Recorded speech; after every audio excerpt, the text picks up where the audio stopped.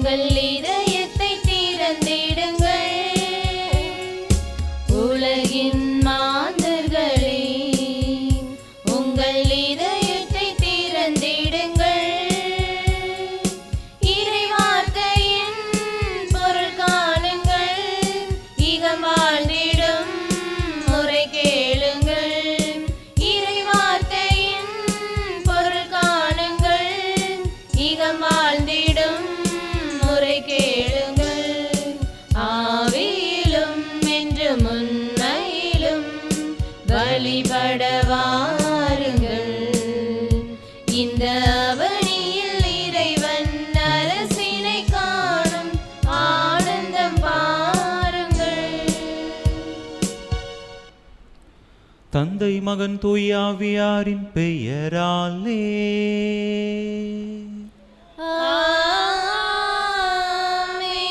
நம் ஆண்டவராகிய இயேசு கிறிஸ்துவின் அருளும் கடவுளின் அன்பும் தூய ஆவியாரின் நட்புறவும் உங்கள் அனைவரோடும் இருப்பதாக. உம் ஆன்மாவோடும் இருப்பதாக. இயேசுவில் அன்பார்ந்த சகோதர சகோதரிகளே, இன்றைய இறை வார்த்தை வழிபாடு நாம் சொல் வீரர்களாக அல்லாமல் செயல் வீரர்களாக இருக்க வேண்டும் என்கின்ற அழைப்பை நமக்கு தருகின்றது. பல நேரங்களில் நாம் இறைவனுடைய வார்த்தைகளை கேட்பவர்களாக மட்டும் இருந்து விடுகிறோம். அதனை நம்முடைய வாழ்வாக மாற்றுவதற்கு தவறி விடுகிறோம். எனவே நாம் நம்முடைய வாழ்க்கையிலே இறை வார்த்தையை கேட்டு அதனை நம்முடைய வாழ்வாக்கி முழுவதுமாக 100 மடங்கு பலன் தரக்கூடியவர்களாக வாழக்கூடிய வரத்தை கேட்டு இந்த திருப்பலியிலே பக்தியோடு மன்றாடுவோம். தகுதியான விதத்தில் இந்த பலியை நாம் ஒப்புக்கொடுக்க தடையாக இருக்கக்கூடிய நம்முடைய பாவங்கள், குற்றங்கள், குறைகள், பலவீனங்கள் அனைத்தையும் நினைத்து பார்த்து இறைவனிடத்திலே மன்னிப்பு வேண்டுவோம்.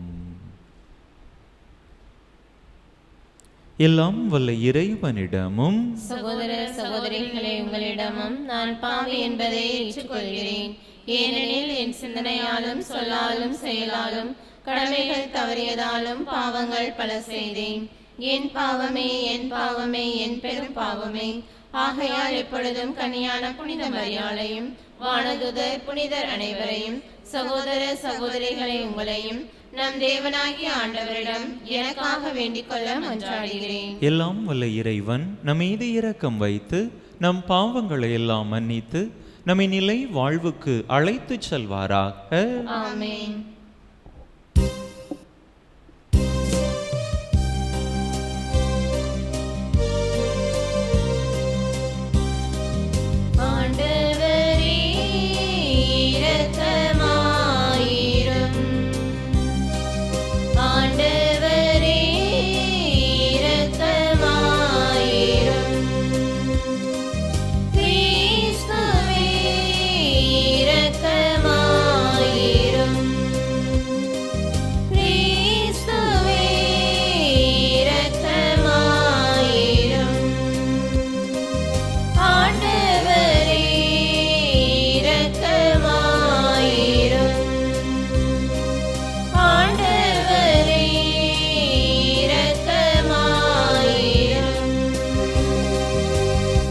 மன்றாடுவோமாக.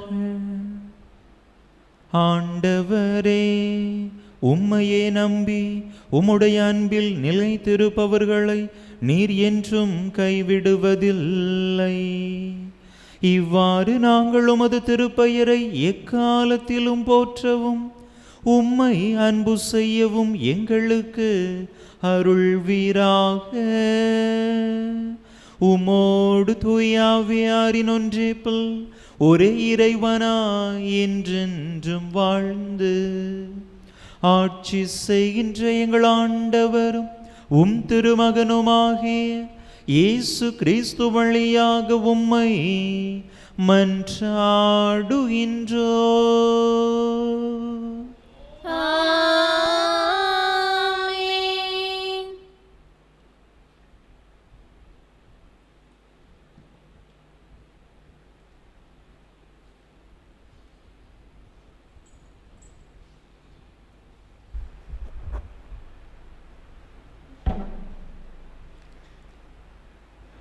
அரசர்கள் 2ஆம் நூலிலிருந்து வாசகம். அதிகாரம் 28, இறை வார்த்தைகள் 8 முதல் 17 முடிய. யோயாக்கின் அரசனான போது அவருக்கு வயது 18. எருசலேமில் 3 மாதமே அவன் அரசாண்டான். எருசலேமை சார்ந்த எல்தாத்தின் மகள் நெகுஸ்தா என்பவளே அவளுடைய தாய். யோயாக்கின் தன் தந்தை செய்த அனைத்தின்படியே ஆண்டவரின் பார்வையில் தீதனப்பட்டதை செய்தான்.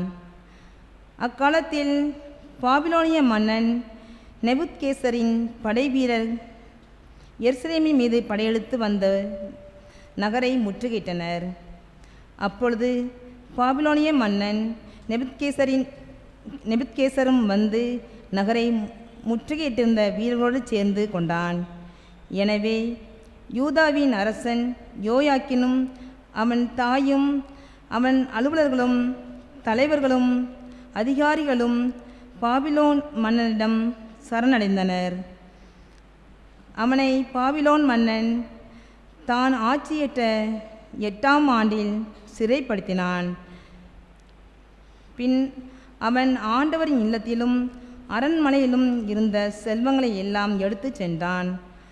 ஆண்டவர் உரைத்த வாக்கின்படி ஆண்டவரின் இல்லத்தில் இஸ்ரேலரின் அரசர் சாலமோன் செய்து வைத்திருந்த எல்லா பொன் கலன்களையும் துண்டு துண்டாக்கினான்.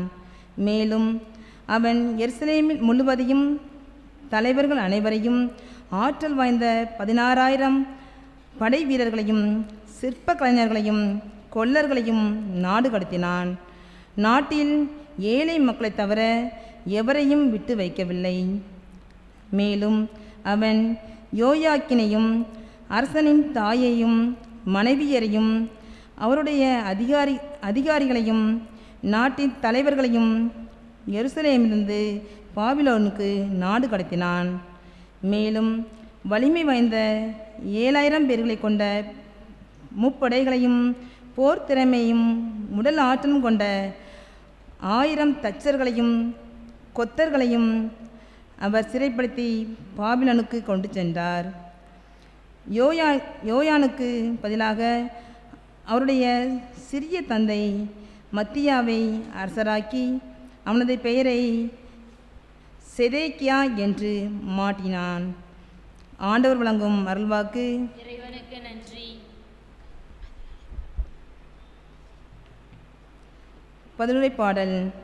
பல்லவி. உம் பெயரின் மாட்சிமை முன்னிட்டு எங்களை விடுவித்தருளும் ஆண்டவரே.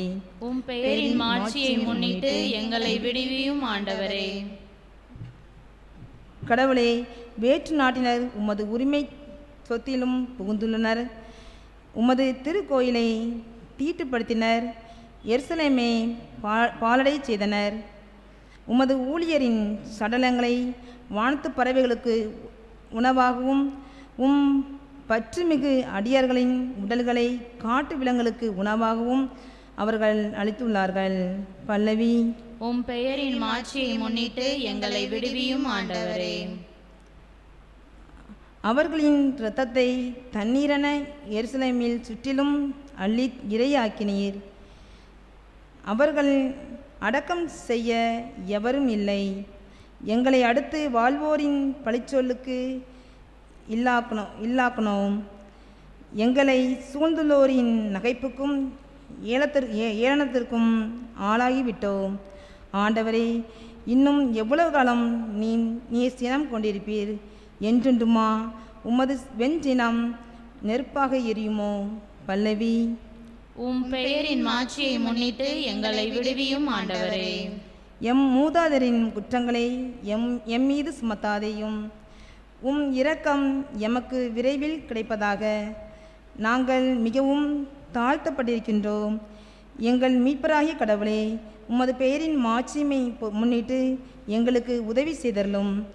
உமது பெயரை முன்னிட்டு எங்களை விடுவித்தருளும்.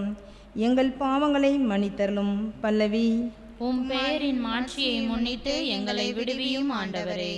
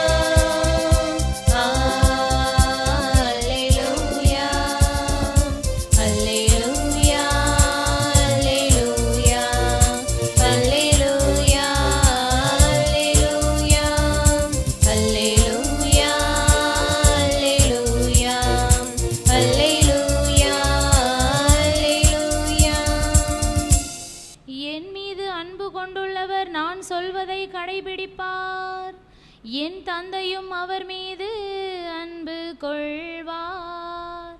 நாங்கள் அவரிடம் வந்து அவருடன் குடிகொள்வோம் என்கிறார் ஆண்டவர். அல்லேலூயா. அல்லேலூயா, அல்லேலூயா, அல்லேலூயா, அல்லேலூயா, அல்லேலூயா, அல்லேலூயா, அல்லேலூயா, அல்லேலூயா.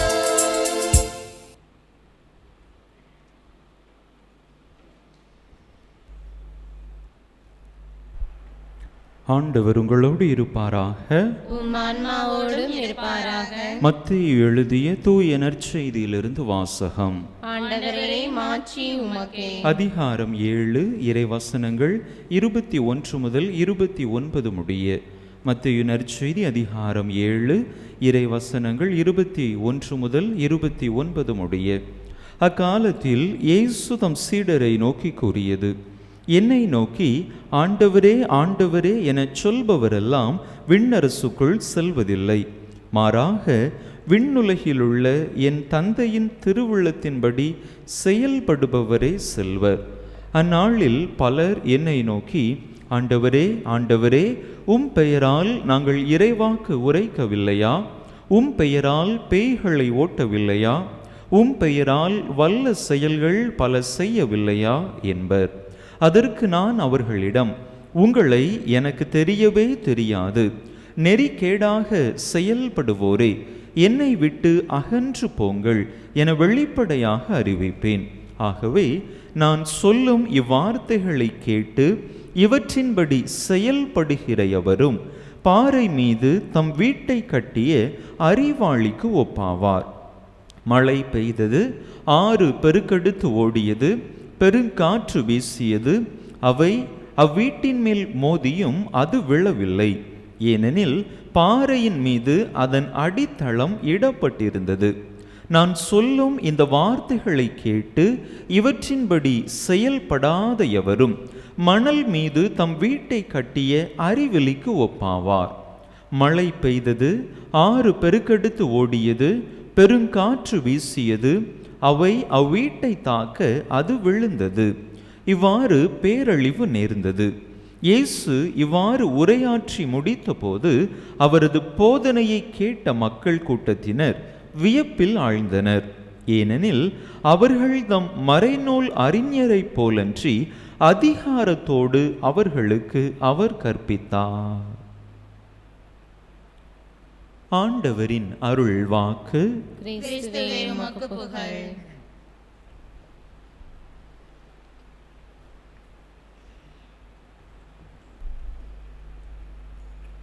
இயேசுவில் அன்பார்ந்த சகோதர சகோதரிகளை, கடந்த சில நாட்களாக நாம் நம்முடைய நற்செய்தி வாசகத்திலே சிந்தித்து கொண்டிருந்த ஆண்டவருடைய மலைப்பொழிவு பகுதியானது இன்றைய தினத்தோடு நிறைவுக்கு வருகிறது. மத்தேயு 5, 6, 7 என்கின்ற இந்த 3 அதிகாரங்களிலும் அந்த மலைப்பொழிவிலே ஆண்டவர் ஏராளமான கருத்துக்களை மக்களுக்கு போதித்தார். மக்கள் என்னென்ன காரியங்களை தங்களுடைய வாழ்க்கையிலே கடைபிடிக்க வேண்டும் என்று அதிகமான கருத்துக்களை, வாழ்வியல் தத்துவங்களை, விழுமியங்களை மக்களுக்கு ஆண்டவர் போதித்து அந்த பகுதியானது இன்று நற்செய்தி பகுதியோடு நிறைவுக்கு வருகிறது. பொதுவாக யூத ரபிக்கள் மக்களுக்கு போதித்து முடித்த பிற்பாடு இறுதியாக மக்கள் அதனை புரிந்து கொண்டார்களா, கற்றுக் கொடுத்ததை அவர்கள் உள்வாங்கி இருக்கிறார்களா என்பதை ஒரு சிறிய கேள்வியின் மூலமாக மக்களிடத்திலே கேட்டு தெரிந்து கொள்வார்கள்.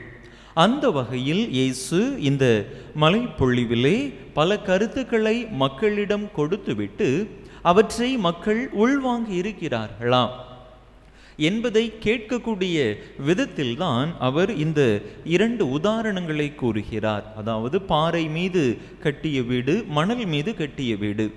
நீங்கள் நான் சொன்ன இந்த வார்த்தைகளை உள்வாங்கி இருக்கிறீர்களா, அதன்படி செயல்பட நீங்கள் தீர்மானித்திருக்கிறீர்களா என்று ஆண்டவர் கேட்கிறார். அந்த வார்த்தைகளை கேட்டு அதன்படி செயல்படக்கூடியவர் பாறை மீது தம்முடைய வீட்டை கட்டிய அறிவாளிக்கு ஒப்பாவார். அந்த வார்த்தைகளை வெறுமனே கேட்டு அதனை செயல்படுத்தாதவர் அல்லது அந்த வார்த்தையின்படி தன்னுடைய வாழ்க்கையை அமைத்து கொள்ளாதவர் மணல் மீது தன்னுடைய வீட்டை கட்டிய அறிவலிக்கு ஒப்பாவார். எனவே நீங்கள் அறிவாளிகளாக பாறை மீது வீட்டை கட்டுபவர்களாக இருக்கிறீர்களா அல்லது அறிவெளிகளாக மணல் மீது உங்களுடைய வீட்டை கட்டுபவர்களாக, நான் சொன்ன இந்த வார்த்தைகளை நடைமுறைப்படுத்தாதவர்களாக இருக்கிறீர்களா என்கின்ற கேள்விதனை மக்களிடத்திலே ஆண்டவர் எழுப்புகின்றார். அன்பு மக்களே, இதே கேள்வி இன்றைய நாளிலே நம்மிடத்திலும் கேட்கப்படுகின்றது. ஆண்டவர் நம்மிடத்திலே இந்த வார்த்தைகளை, இந்த கேள்விதனை கேட்டார் என்று சொன்னால் நம்முடைய பதில் எப்படிப்பட்டதாக இருக்க போகிறது? ஆண்டவருடைய இந்த மலை பொழிவின் பொக்கிஷங்களை நம்முடைய வாழ்க்கையிலே நாம் கடைபிடிக்க போகிறோமா அல்லது இத்தனை நாட்களாக கேட்டதை அப்படியே நாம் விட்டுவிட போகிறோமா? இன்றைய நாளிலே நாம் சிந்தித்து பார்க்க அழைக்கப்படுகின்றோம். மலை பொழிவில் சொல்லப்பட்டிருக்கக்கூடிய இந்த கருத்துருக்களை நம்முடைய வாழ்க்கையிலே நாம் கடைபிடித்தாலே நம்முடைய வாழ்வு உன்னதமான வாழ்வாக மாறிவிடும். நமக்கு மட்டுமல்ல, நம்மை சுற்றி இருப்பவர்களுக்கும் நாம் நிறைவான மிகுதியான பலன் தருபவர்களாக மாறி போய்விடுவோம். அவ்வாறு அந்த வார்த்தைகளை நாம் நம்முடைய வாழ்க்கையிலே நடைமுறைப்படுத்தாமல் வெறுமனே ஒரு செவியில் வாங்கி இன்னொரு செவியிலே வெளியே விட்டுவிட்டோம் என்று சொன்னால் அதனால் நாம் எந்த பலனையும் பயனையும் அடைய போவதில்லை. மாறாக நம்முடைய நிலையானது கேடுற்ற ஒரு நிலையாகத்தான் மாறிப்போகும் என்பதுதான் இன்றைய நற்செய்தி நமக்கு சொல்லித்தரக்கூடிய செய்தியாக இருக்கின்றது. முதல் வாசகத்திலே இஸ்ராயேல் மக்களுடைய நிலையை நாம் சற்று சிந்தித்து பார்த்தோம் என்று சொன்னால், ஆண்டவரை தங்களுடைய தந்தையாக ஏற்றுக்கொண்ட அந்த மக்கள் நாளடைவில் என்ன செய்கிறார்கள்? தந்தையை, யாவே கடவுளை மறக்க ஆரம்பிக்கின்றார்கள். பிற தெய்வங்களின் பால் அவர்களுடைய பார்வை செல்லுகின்றது. தங்களுடைய வாழ்க்கையிலே ஏராளமான தவறுகளை செய்ய ஆரம்பிக்கிறார்கள். இறைவாக்கினர்கள் மூலமாக தந்தை கடவுள் அவர்களுக்கு கொடுத்த அனைத்து கட்டளைகளையும் நல்ல படிப்பினைகளையும் அவர்கள் மறந்து பிற தெய்வங்களின் பால் தங்களுடைய கண்களை திருப்பி மனம் போன போக்கிலே வாழ ஆரம்பிக்கிறார்கள். அன்பு மக்களே, விளைவு என்ன? பாபிலோனியாவுக்கு அந்த மக்கள் கூட்டமானது நாடு கடத்தப்படுகின்றது. அரசர்களே, மக்களை வழிநடத்தக்கூடிய அரசர்களே ஆண்டவருடைய பார்வையில் தீயதனப்பட்டதை செய்தார்கள். ஒருவர் இருவர் இல்ல, தொடர்ச்சியாக வந்த பல அரசர்களும் அப்படிப்பட்ட ஒரு தவறான ஒரு பாதையை தங்களுடைய வாழ்க்கையிலே கடைபிடித்தார்கள். அரசன் எவ்வளியோ அவ்வளிதான் மக்கள் என்று சொல்லுவார்கள். அரசர்களே இப்படித்தானே நடக்கிறார்கள், நமக்கென்ன என்று பார்த்த இஸ்ரேல் மக்கள் கூட்டமும் தவறான பாதையை தேர்ந்தெடுத்து அதிலே நடக்க ஆரம்பிக்கிறது. அன்பு மக்களே, விளைவு எதிரி நாட்டு அரசர்கள் இஸ்ராயேலின் மீது, யூதா நாட்டின் மீது படையெடுத்து வருகின்றார்கள். குறிப்பாக நெபுகத்நேசர் மன்னன், அவனுடைய படை வீரர்கள் இஸ்ராயேல் மக்களை முற்றுகையிட்டு அவர்களை பாபிலோனியாவுக்கு நாடு கடத்துகிறார்கள். காரணம் என்ன? அவர்கள் ஆண்டவருடைய வாக்கை கேட்டார்கள், கட்டளைகளை உள்வாங்கினார்கள், ஆனால் அதனை வாழ்வாக்க மறந்து விட்டார்கள். வெறுமனே தங்களுடைய சொல் அளவிலேயே அதனை நிறுத்தி கொண்டார்கள். சொல் வீரர்களாக மட்டும் அவர்கள் தங்களுடைய வாழ்வை நிறுத்தி கொண்டதால் அங்கே அவர்களை கடுமையான துன்பமானது அவர்களை வந்து சேர்ந்ததாக நாம் பார்க்கிறோம். அன்பு மக்களே, நாமும் நம்முடைய வாழ்க்கையிலே வெறுமனே சொல் வீரர்களாக மட்டும் இல்லாமல் செயல் வீரர்களாக மாற முயற்சி செய்வோம். இறைவனுடைய வார்த்தையை கேட்பவர்களாக மட்டும் இல்லாமல் அதனை நம்முடைய வாழ்வாக்க முயற்சி செய்வோம். இதைத்தான் யாக்கோபு தன்னுடைய திருமடலிலே அருமையாக சொல்லுவார். முதல் அதிகாரம் 22வது இறை வசனத்திலே, இறை வார்த்தையை கேட்பவர்களாக மட்டும் இருந்து கொண்டு உங்களை நீங்கள் ஏமாற்றி கொள்ள வேண்டாம், அதன்படி நடப்பவர்களாகவும் இருங்கள் என்று சொல்லுவார். எனவே நாம் இறைவனுடைய வார்த்தையை கேட்பதோடு மட்டும் நின்று விடாமல் அந்த வார்த்தையினுடைய முழுமையான பொக்கிஷத்தை, அந்த வார்த்தையினுடைய முழுமையான வாழ்வாதாரத்தை உள்வாங்கிக் கொண்டவர்களாக, அந்த ஒவ்வொரு வார்த்தையும் உயிருள்ளது, ஆற்றல் வாய்ந்தது என்பதை நம்முடைய வாழ்க்கையிலே உணர்ந்தவர்களாக அதனை நம்முடைய வாழ்வாக மாற்ற முயற்சி செய்வோம்.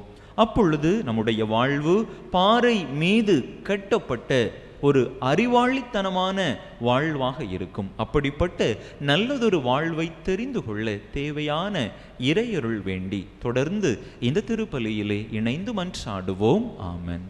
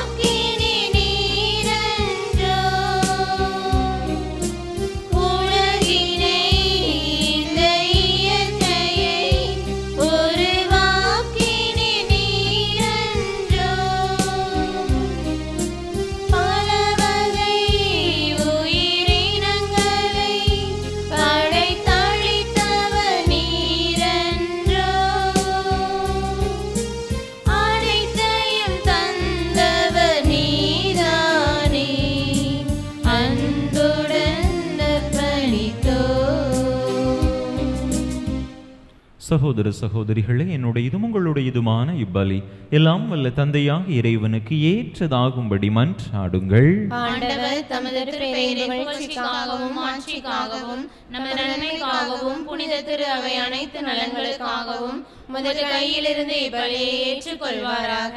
ஆண்டவரே, எங்களை உம்மோடு ஒப்புரவாக்கும் இப்புகழ்ச்சி பலியை ஏற்றருளும். அதனால் நாங்கள் தூயோராக்கப்பட்டு உம்மை மகிழ்விக்கும் எங்கள் மனங்களின் காணிக்கைகளை உமக்கு அளித்திட அருள்வீராக. எங்கள் ஆண்டவராகிய கிறிஸ்து வழியாக உம்மை மன்றாடுகின்றோ.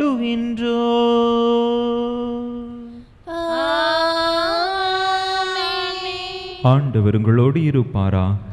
உம் ஆன்மாவோடும் இருப்பாராக. இதயங்களை மேலே எழுப்புங்கள். ஆண்டவரிடம் எழுப்பியுள்ளோம். நம் இறைவனாகிய ஆண்டவருக்கு நன்றி கூறுவோம். அதுவே தகுதியும் நீதியும் ஆனது.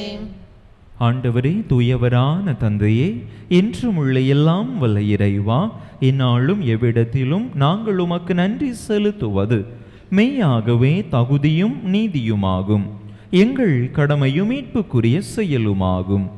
நாங்கள் வாழ்வதும் இயங்குவதும் இருப்பதும் உம்மிலேதான். இந்த உடலோடு வாழ்கையில் உமது பரிவிரக்கத்தின் பயன்களை மட்டுமே நாங்கள் நாள்தோறும் அனுபவிப்பதோடன்றி இப்பொழுதே நிலை வாழ்வின் பிணையையும் கொண்டுள்ளோம். ஏனெனில் ஆவியாரின் முதற்கனிகளை பெற்றுள்ள நாங்கள் பாஸ்கா மறை நிகழ்வின் பயன் எங்களுக்கு என்றும் உண்டு என நம்புகின்றோம். அந்த ஆவியார் வழியாகவே நீர் இயேசுவை சாவினின்று உயிர் தழச் செய்தீர். ஆகவே நாங்கள் வானதூதர் அனைவரோடும் சேர்ந்து உம்மை புகழ்ந்தேத்தி அக்களித்து கொண்டாடி பாடுவதாவது: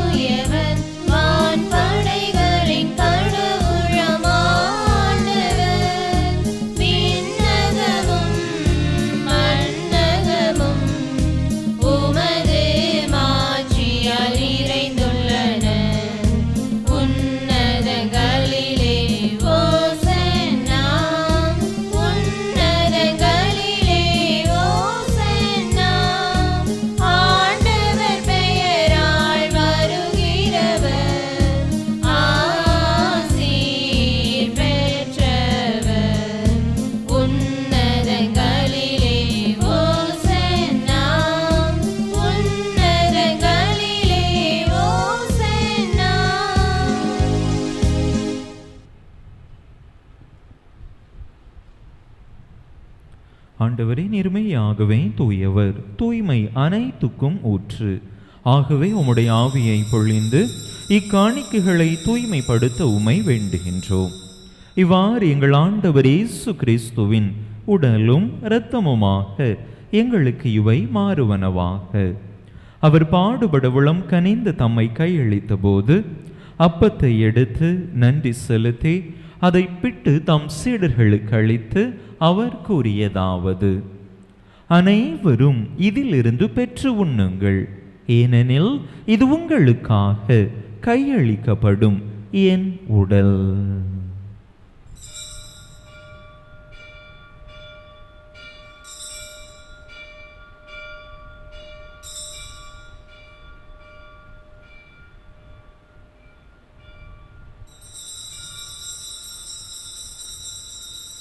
அவ்வண்ணமே இரவு விருந்தை அருந்திய பின் கிண்ணத்தையும் எடுத்து மீண்டும் உமக்கு நன்றி கூறி தம் சீடர்களுக்கு அளித்து அவர் கூறியதாவது: அனைவரும் இதிலிருந்து பெற்று பருகுங்கள், ஏனெனில் இது புதிய நிலையான உடன்படிக்கைக்குரிய என் இரத்தத்தின் கிண்ணம்.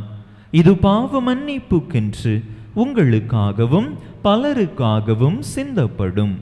இதை என் நினைவாக செய்யுங்கள்.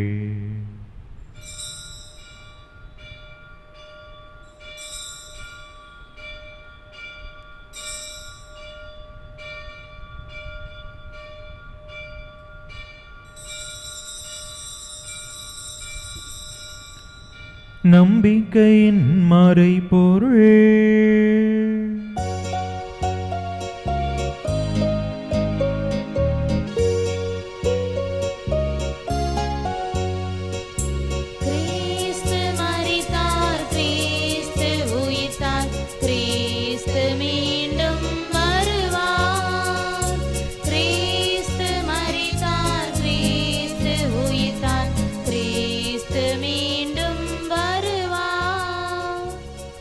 ஆகவே ஆண்டவரே, நாங்கள் கிறிஸ்துவின் இறப்பினையும் உயிர்ப்பினையும் நினைவு கூர்ந்து வாழ்வு தரும் அப்பத்தையும் மீட்பளிக்கும் கிண்ணத்தையும் உமக்கு ஒப்பு கொடுக்கின்றோம். உம் திருமுன்னின்று உமக்கு ஊழியம் புரிய தகுந்தவர்கள் என எங்களை ஏற்றுக்கொண்டீர். எனவே உமக்கு நன்றி செலுத்துகின்றோம். மேலும் கிறிஸ்துவின் உடலிலும் இரத்தத்திலும் பங்கு கொள்ளும் எங்களை தூய ஆவியார் ஒன்று சேர்க்க வேண்டுமென உமை தாழ்மையுடன் மன்றாடுகின்றோம். ஆண்டவரே, உலகெங்கும் பரவி இருக்கும் உமது திரு அவையை நினைவு கூர்ந்தருளும். எங்கள் திருத்தந்தை லியோ, எங்கள் ஆயர் ஸ்டீஃபன், எல்லா திருநிலையினர் ஆகிய அனைவரோடும் உமது திரு அவை அன்பில் நிறைவு பெறச் செய்தருளும். மேலும் உயிர்த்தெழும் எதிர்நோக்குடன் துயில் கொள்ளும் எங்கள் சகோதர சகோதரிகளையும் இறந்தோர் அனைவரையும் இரக்கத்துடன் நினைவு கூர்ந்து உமது திருமுக ஒளியினுள் ஏற்றருளும். எங்கள் அனைவர் மீதும் இரக்கமாயிரும். கடவுளின் கன்னித்தாயும் எங்கள் பாதுகாவலியுமான புனித ஜெபமாலை அன்னை, அவருடைய கணவரான புனித யோசேப்பு, புனித திருத்தூதர்கள், இவ்வுலகில் உமக்கு உகந்தவராயிருந்தோர் ஆகிய புனிதர் அனைவருடனும் நாங்கள் நிலை வாழ்வில் பங்கு கொள்ளும் தகுதி பெற்று உம் திருமகன் இயேசு கிறிஸ்து வழியாக உமை புகழ்ந்தேத்தும் வரமருள உமை மன்றாடுகின்றோம்.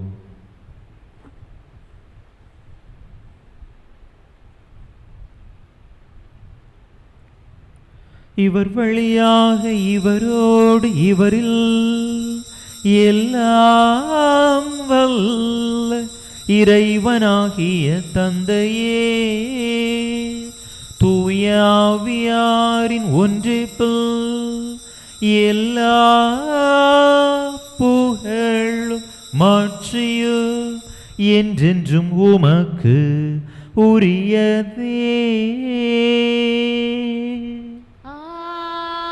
ஆமென், ஆமென், ஆமென். மீட்பரின் கட்டளையால் கற்பிக்கப்பட்டு இறை படிப்பினையால் பயிற்சி பெற்ற நாம் துணிந்து சொல்லுவோம்: விண்ணுலகில் இருக்கிற எங்கள் தந்தையே, உமது பெயர் தூயது என போற்ற பெறுக. உமது ஆட்சி வருக. உமது திருவுளம் விண்ணுலகில் நிறைவேறுவது போல மண்ணுலகிலும் நிறைவேறுக. எங்கள் அன்றாட உணவை இன்று எங்களுக்கு தாரும். எங்களுக்கு எதிராக குற்றம் செய்வோரை நாங்கள் மன்னிப்பது போல எங்கள் குற்றங்களை மன்னியும். எங்களை சோதனைக்கு உட்படுத்தாதேயும், தீமையிலிருந்து எங்களை விடுவித்தருளும். ஆண்டவரே, தீமை அனைத்தில் இருந்தும் எங்களை விடுவித்து எங்கள் வாழ்நாளில் அமைதியை கனிவுடன் அருள உமை மன்றாடுகின்றோம். உமது இரக்கத்தின் உதவியால் நாங்கள் பாவத்திலிருந்து எப்போதும் விடுதலை பெற்று யாதொரு கலக்கமுமின்றி நலமாயிருப்போமாக. நாங்கள் எதிர்நோக்கி இருக்கும் பேரின்பத்துக்காகவும் மீட்பராகிய இயேசு கிறிஸ்துவின் வருகைக்காகவும் காத்திருக்கின்றோம். ஏனெனில் ஆட்சியும் வல்லமையும் ஆட்சியும் என்றென்றும் உமதே. ஆண்டவரே இயேசு கிறிஸ்துவே, அமைதியை உங்களுக்கு விட்டுச் செல்கின்றேன், என் அமைதியையே உங்களுக்கு அளிக்கின்றேன் என்றும் திருத்தூதர்களுக்கு மொழிந்தீரே. எங்கள் பாவங்களை பாராமல் உமது திரு அவையின் நம்பிக்கையை கண்ணோக்கி உமது திருவுளத்துக்கு ஏற்ப அதற்கு அமைதியையும் ஒற்றுமையையும் அளித்தருள்வீராக. என்றென்றும் வாழ்ந்து ஆட்சி செய்கின்றவர் நீரே. ஆமென். ஆண்டவருடைய அமைதி உங்கள் அனைவரோடும் என்றும் இருப்பதாக. உம் ஆன்மாவோடும் இருப்பதாக. ஒருவருக்கொருவர் கிறிஸ்து வழங்கும் அமைதியை பகிர்ந்து கொள்வோம்.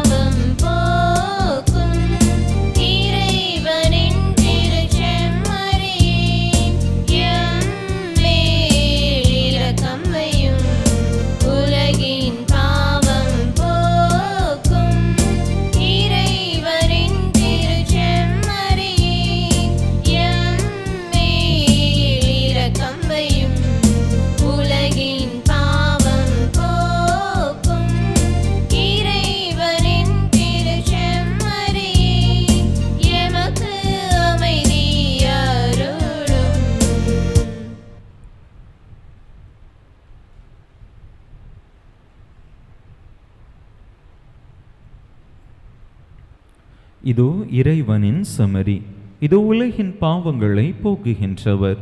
இந்த செமரியின் திருவிருந்துக்கு அழைக்கப் பெற்றுள்ள நாம் பேறு பெற்றோம். ஆண்டவரே, நீர் என் இல்லத்தில் எழுந்தருளி வர நான் தகுதியற்றவள். ஆனால் ஒரு வார்த்தை மட்டும் சொல்லியருளும், எனது ஆன்மா நலமடையும்.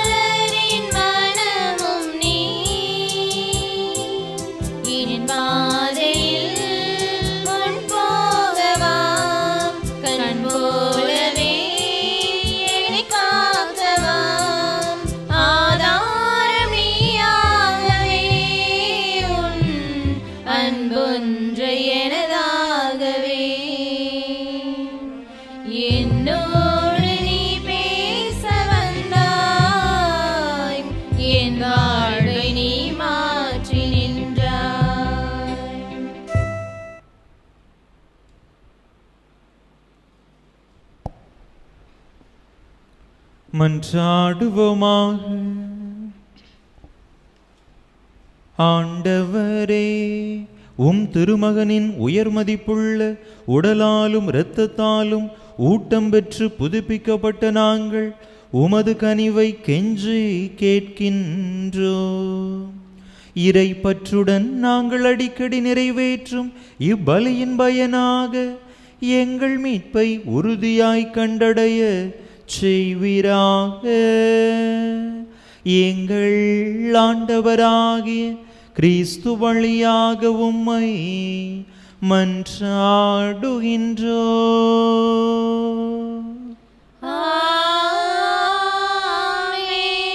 ஆண்டவர் உங்களோடு இருப்பாராக.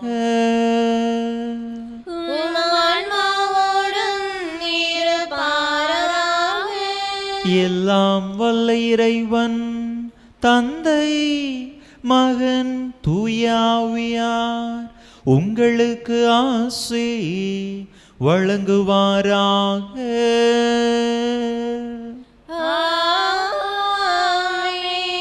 இறையாசிரை நிறைவாக பெற்றவர்களாக சென்று வாருங்கள். திருப்பலி நிறைவேறிற்று. இறைவனுக்கு நன்றி.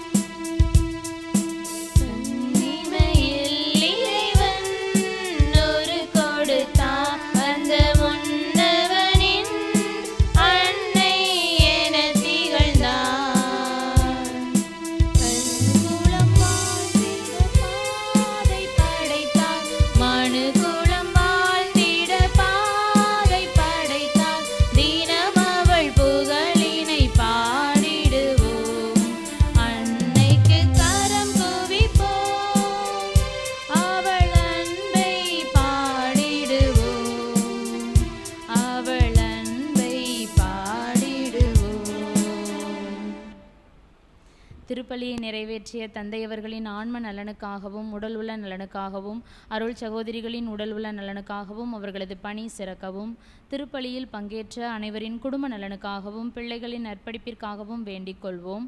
விண்ணுலகில் இருக்கிற எங்கள் தந்தையே, உமது பெயர் தூயது என போற்ற பெறுக. உமது ஆட்சி வருக. உமது திருவுளம் விண்ணுலகில் நிறைவேறுவது போல மண்ணுலகிலும் நிறைவேறுக. எங்கள் அன்றாட உணவை இன்று எங்களுக்கு தாரும். எங்களுக்கு எதிராக குற்றம் செய்வோரை நாங்கள் மன்னிப்பது போல எங்கள் குற்றங்களை மன்னியும். எங்களை சோதனைக்குட்படுத்தாதையும் தீமையிலிருந்து எங்களை விடுவித்தருளும். ஆமென். அருள் நிறைந்த மரியே வாழ்க. ஆண்டவர் உம்முடனே, பெண்களுக்குள் ஆசீர்வதிக்கப்பட்டவர் நீரே. உம்முடைய திருவயிற்றின் கனியாகிய இயேசுவும் ஆசி பெற்றவரே. புனித மரியே, இறைவனின் தாயே, பாவிகளாக இருக்கின்ற எங்களுக்காக இப்பொழுதும் எங்கள் இறப்பின் வேலை வேண்டிக் கொள்ளும். ஆமென். தந்தைக்கும் மகனுக்கும் தூய ஆவிக்கும் மாட்சிமை உண்டாவதாக. தொடக்கத்தில் இருந்தது போல இப்பொழுதும் எப்பொழுதும் என்றென்றும் இருப்பதாக. ஆமென். புனித ஜெபமாலை அன்னையே, எங்களுக்காக வேண்டிக் கொள்ளும். புனித ஜெபமாலை அன்னையே, எங்களுக்காக வேண்டிக் கொள்ளும். புனித ஜெபமாலை அன்னையே, எங்களுக்காக வேண்டிக் கொள்ளும். நிலையான புகழுக்குரிய தூய இறை நற்கருணைக்கு எல்லா காலமும் ஆராதனையும் புகழும் போற்றியும் மாட்சிமையும் உண்டாக கடவது. தந்தை மகன் தூய ஆவியாரின் பெயராலே ஆமென்.